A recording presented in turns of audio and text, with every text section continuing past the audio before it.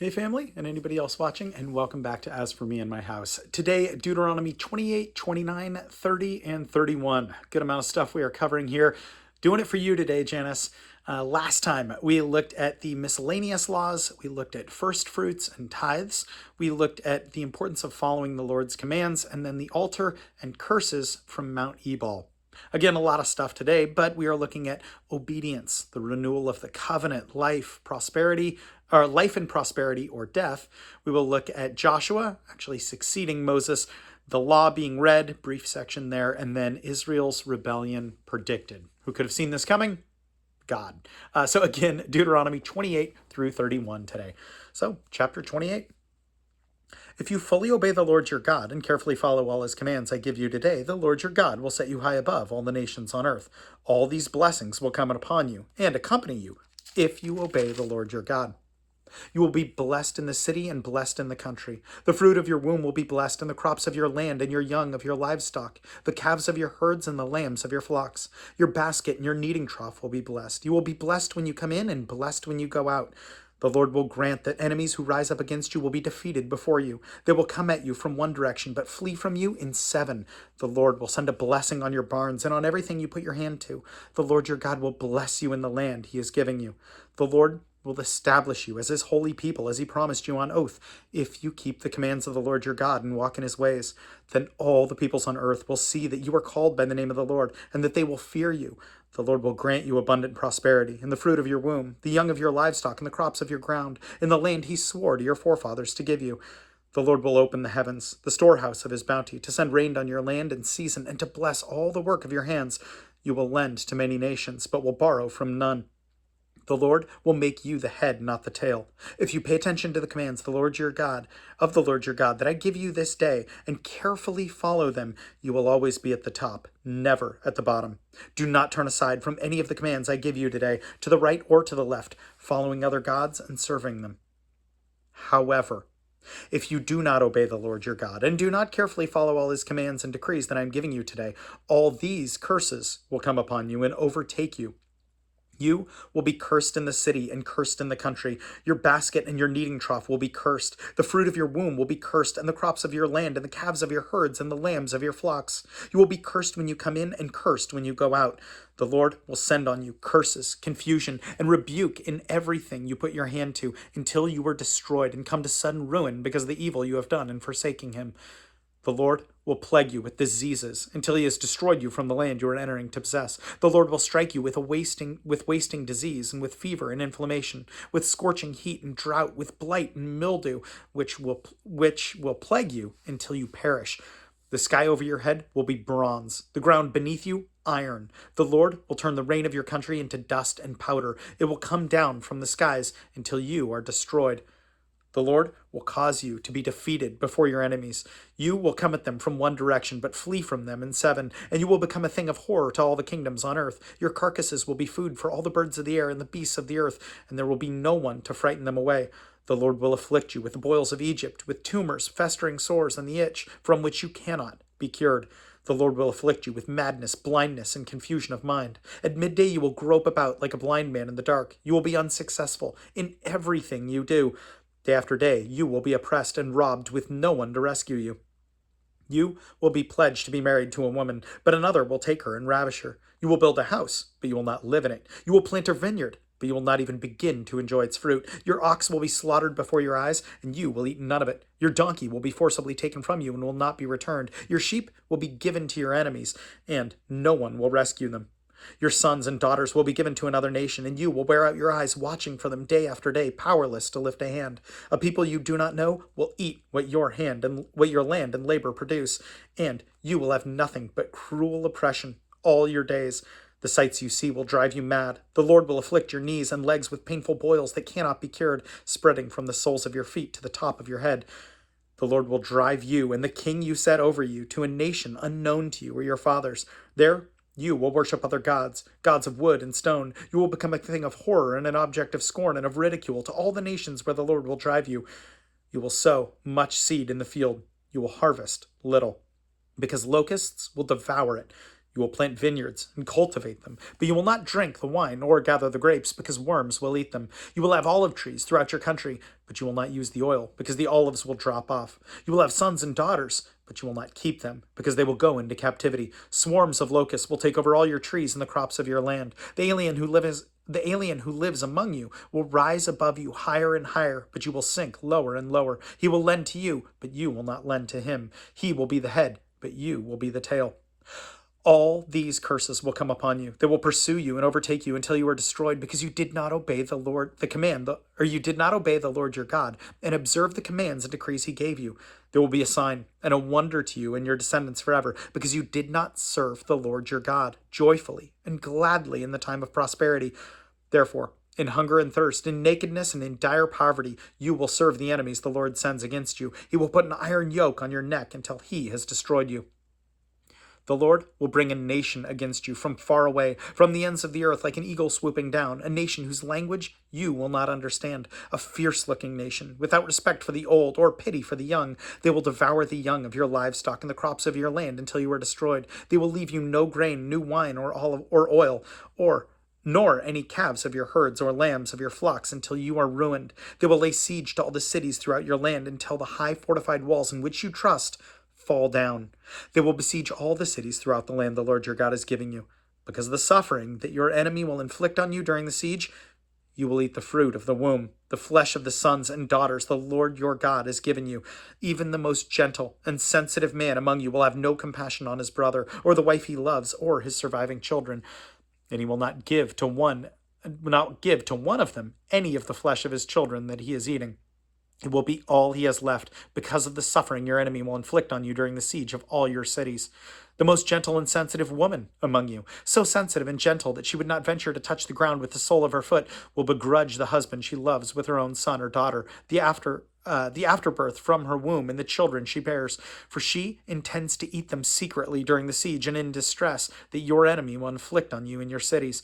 If you do not carefully follow all the words of this law, which are written on this book, and do not revere the glorious and awesome name, the Lord your God, the Lord will send fearful plagues on you and your descendants, harsh and prolonged disasters and severe and lingering illness. He will bring upon you all the diseases of Egypt which you dreaded, and they will cling to you. The Lord will also bring on you every kind of sickness and disaster not recorded in the book of the law until you are destroyed. You who are as numerous as the stars in the sky will be left but few in number, because you did not obey the Lord your God, just as it pleased the Lord to make you prosper and increase in number. So it will please him to ruin and destroy you. You will be uprooted from the land you are entering to possess. Then the Lord will scatter you all among the nations, from one end of the earth to the other. There you will worship other gods, gods of wood and stone, which neither you nor your forefathers have known. Among those nations you will find no repose, no resting place for the sole of your foot. There the Lord will give you an anxious mind, eyes weary from longing, and despairing heart. You will live in constant suspense, filled with dread, both night and day, never sure of your life. In the morning you will say, if only it were evening, and in the evening, if only it were morning, because of the terror that will fill your hearts and the signs your eyes will see. The Lord will send you back in ships to Egypt on a journey I said you should never make again. There you will offer yourselves for sale to your enemies as male and female slaves, but no one will buy you. Chapter 29. These are the terms of the covenant the Lord commanded Moses to make with the Israelites in Moab, in addition to the covenant he had made with them at Horeb. Moses summoned all the Israelites and said to them, your eyes have seen all that the Lord did in Egypt to Pharaoh and to all his officials and to all the land. With your own eyes you saw these great trials, these miraculous signs and great wonders. But to this day the Lord has not given you a mind that understands, or eyes that see, or ears that hear. During the 40 years that I led you throughout the desert, your clothes did not wear out, nor did the sandals on your feet. You ate no bread and drank no wine or other fermented drink. I did this so that you might know that I am the Lord your God. When you reached this place, Sihon, king of Heshbon, and Og, king of Bashan, came out to fight against us, but we defeated them. We took their land and gave it as an inheritance to the Reubenites, the Gadites, and a half-tribe of Manasseh. Carefully follow the terms of this covenant so that you may prosper in everything you do. All of you are standing today in the presence of the Lord your God, your leaders and chief men, your elders and officials, and all the other men of your Israel, together with your children and your wives and the aliens living in your camps who chop your wood and carry your water. You are standing here in order to enter into a covenant with the Lord your God, a covenant the Lord is making with you this day and sealing it with an oath. to confirm you this day as his people, that he may be your God, as he promised you, and as he swore to your fathers, Abraham, Isaac, and Jacob. I am making this covenant with its oath, not only with you, who are standing here with us today in the presence of the Lord our God, but also with those who are not here today. You yourselves know how we lived in Egypt and how we passed through the countries on the way here. You saw among them their detestable images of idols, of wood and stone, of silver and gold. Make sure that there is no man or woman or clan or tribe among you today whose heart turns away from the Lord our God to go and worship other gods of these nations. Make sure that there is no root among you that produces such bitter poison. When such a person hears the words of this oath, he invokes a blessing on himself and therefore thinks, I will be safe, even though I persist in going my own way. This will bring disaster on the watered land as well as the dry. The Lord will never be willing to forgive him. His wrath and zeal will burn against that man. All the curses written in the book will fall upon him, and the Lord will blot out his name from under heaven. The Lord will single him out from all the tribes of Israel for disaster, according to all the curses of the covenant written in this book of the law. Your children who follow you in later generations and foreigners who come from distant lands will see the calamities that have fallen on the land and the diseases with which the Lord has afflicted it. The whole land will be a burning waste of salt and sulfur, nothing planted, nothing sprouting, no vegetation growing on it. It will be like the destruction of Sodom and Gomorrah, Admah and Zeboim, which the Lord overthrew in fierce anger. All the nations will ask, why has the Lord done this to this land? Why this fierce burning anger? And the answer will be, it's because this people abandoned the covenant of the Lord, the God of their fathers, the covenant he made with them, and when he brought them up out of Egypt. They went off and worshipped other gods and bowed down to them, gods they did not know, gods he had not given them. Therefore, the Lord's anger burned against this land, so that he brought on it all the curses written in this book. In furious anger and in great wrath, the Lord uprooted them from their land and thrust them into another land, as it is now. The secret things belong to the Lord our God, but the things revealed belong to us and to our children forever, that we may follow all the words of this law. Chapter 30. When all these blessings and curses I have set before you come upon you, and you take them into heart wherever the Lord your God disperses you among the nations, and when you and your children return to the Lord your God, and obey him with all your heart and with all your soul, according to everything I command you today, then the Lord your God will restore your fortunes, and have compassion on you, and gather you again from all the nations where he scattered you, even if you have been banished to the most distant land under the heavens. From there the Lord your God will gather you and bring you back. He will bring you to the land that belonged to your fathers, and you will take possession of it. He will make you more prosperous and numerous than your fathers.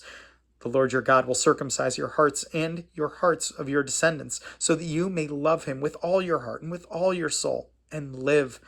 The Lord your God will put all these curses on your enemies who hate and persecute you. You will again obey the Lord and follow all his commands I'm giving you today.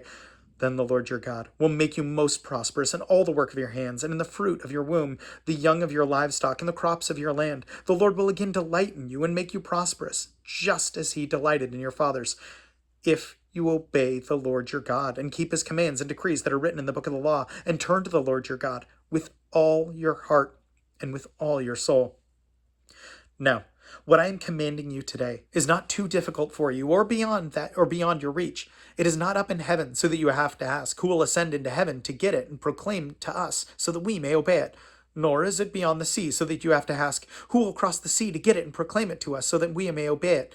No, the word is very near you. It is in your mouth, and it is in your heart, so that you may obey it. See, I have set before you today life and prosperity, death and destruction. For I command you today to love the Lord your God, to walk in his ways, and to keep his commands, decrees, and laws. Then you will live and increase, and the Lord your God will bless you in the land you are entering to possess. But if your heart turns away and you are not obedient, if you are drawn away to bow down to other gods and worship them, I declare to you this day that you will certainly be destroyed. You will not live long in the land you are crossing the Jordan to enter and possess. This day I call heaven and earth witnesses against you, that I have set before you life and death, blessings and curses. Now choose life, so that you and your children may live, and that you may love the Lord your God. Listen to his voice and hold fast to him. For the Lord is your life, and he will give you many years in the land he swore to give to your fathers Abraham, Isaac, and Jacob. Chapter 31.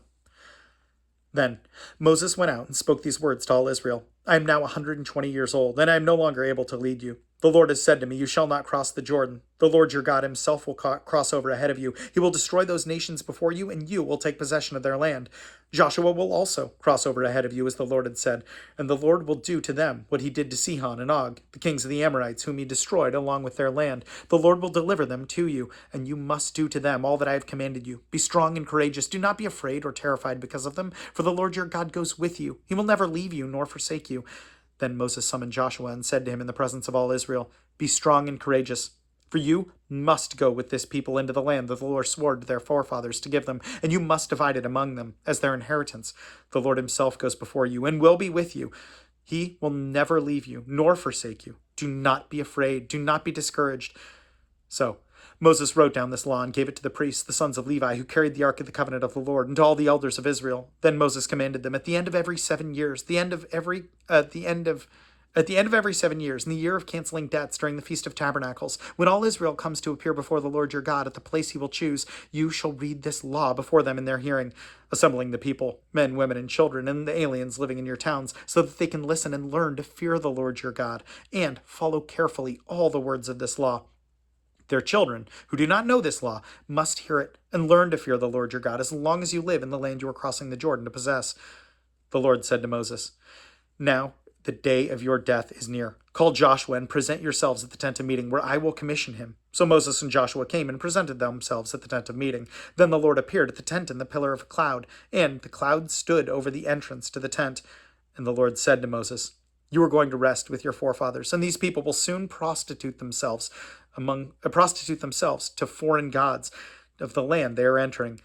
They will forsake me and break the covenant I made with them. On that day, I will become angry with them and forsake them. I will hide my face from them, and they will be destroyed. Many disasters and difficulties will come upon them, and on that day they will ask, have not these disasters come upon us because our God is not with us? And I will certainly hide my face on that day because of all their wickedness in turning to other gods. Now, write down for yourselves this song, and teach it to the Israelites, and have them sing it, so that it may be a witness for me against them.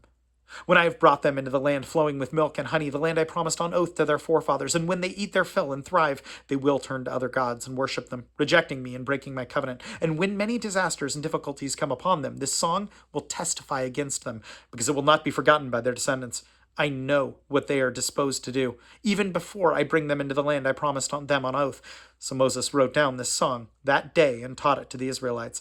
The Lord gave this command to Joshua, son of Nun, be strong and courageous, for you will bring the Israelites into the land I promised them on oath, and I myself will be with you.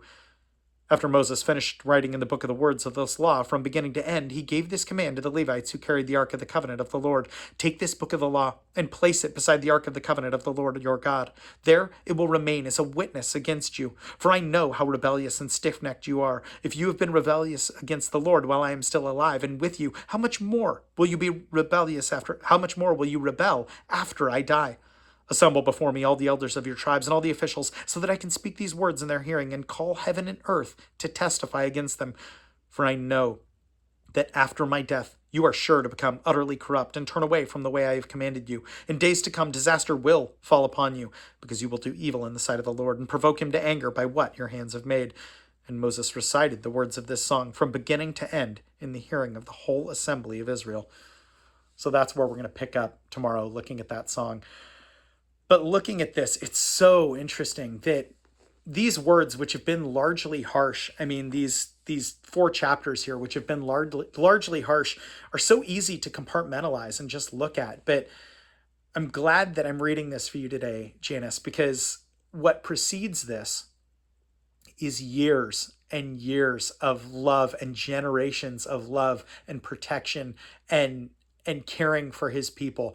God has been caring for his people, specifically for this generation, so dearly that the idea that they are taking a land whose gods could not protect them, and then they're going to worship those gods, is crazy.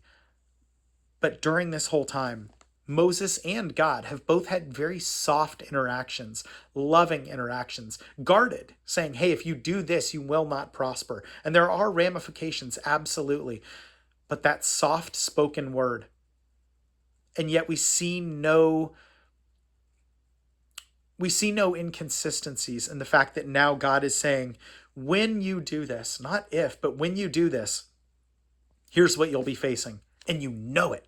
Now you know it. I'm going to teach you a song so that you're going to sing it. It's going to stick in your mind. And your kids are going to know that song. And your kids, and maybe you in the later generations or in the later half of your life, you're going to know the mistakes that you've made.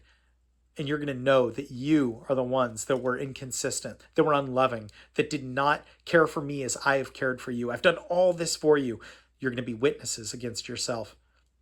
But it's that loving, gentle reminder at the front, which causes those who truly believe and truly love the Lord to be reined in. And I think that's so important, that how we interact with others and how we show love. I mean, obviously, I think about my daughters, but Janis, obviously, I think about you too, and how good you are with my daughters, how good you are with my nieces and nephews, how good you are with that generation. And seeing the love and the genuineness and the gentle spirit and heart, it is a beautiful thing. And it is so easy to forget in the moment when I get so frustrated because Rayleigh is purposefully spilling water on the carpet to make designs. It's so easy to flare up and get angry. And yet that gentle spirit works wonders. So thank you so much for that. Worth praying about. So let's do it. My God, I thank you so much for Janis. I thank you for the love that she shows, for the grace for the boys, Lord, for the patience that she has. God, I thank you for her love for this next generation. And Lord, I pray for myself and for others that might be easily prone to anger, God. Help us to be calm and recognize that you are so patient with us, Lord, not wishing that any of us would perish, but that we would all truly turn, Lord, and act like your Son. My God, I thank you for your grace. And I thank you for your Son, Jesus. And it's in his name I pray. Amen. Well, Janis, good grief. You know, I love you tons. For anyone else watching, you know that I appreciate you so much as well. And I will plan on seeing you tomorrow. Have a good one.